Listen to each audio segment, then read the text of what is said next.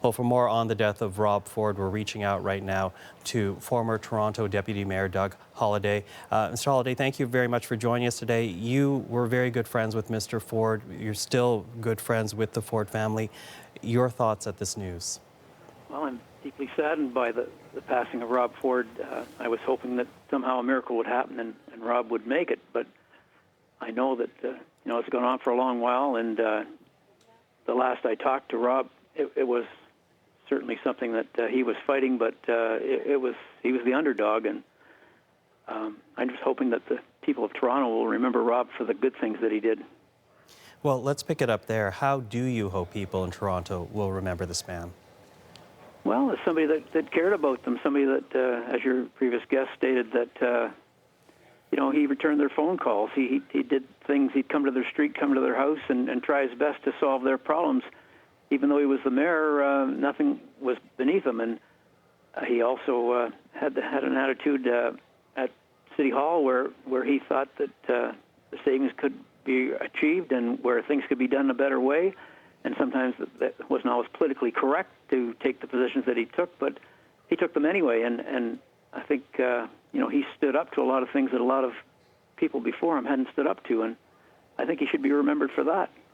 His legacy at City Hall, we were talking to Jamie Strachan earlier, and he was talking about how the dollars and cents, the tracking of all that has a lot to do with Rob Ford's contribution to Toronto City Council. What do you have to say to that? Well, that's exactly right, and trying to run the place in a better way. And he went through studies to try to find out what was redundant at City Hall, and over years, of course, things become redundant. But lots of times, politicians don't want to step up and remove something because there's going to be a bit of a fight over it. And Rob, he said, "Fine, we'll take the fight, but we're going to try to do what's right." And we did try to do what's right. And even the labor negotiations that we forced in January, that strategy could have been done by anybody before us, but nobody had the political will to step up and do that. They let the union play it all out, as they always wanted to, until the good weather in June, when they knew it was far more difficult for us to deal with a strike, and the cards were all in their hand. And, of course, the settlement always was better in their favor because of them being in such a position of power.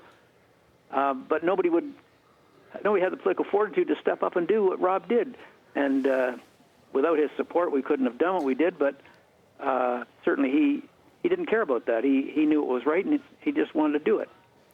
And Mr. Holyday, when was the last time you spoke with the Ford family? Because I'm wondering what they must be going through at this moment in time.